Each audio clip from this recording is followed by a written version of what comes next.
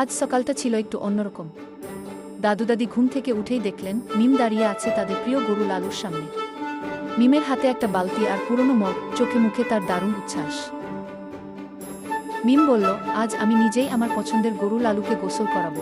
দাদু পাশে এসে মজা করে বললেন, ও মাই গো, গরু গোসল না তোকে গোসল করিয়ে দেবে, সাবধান। দাদি দূর থেকে হেসে বললেন, গরু যদি ভয় পায় আবার দৌড় দেয় তখন কে ধরবি?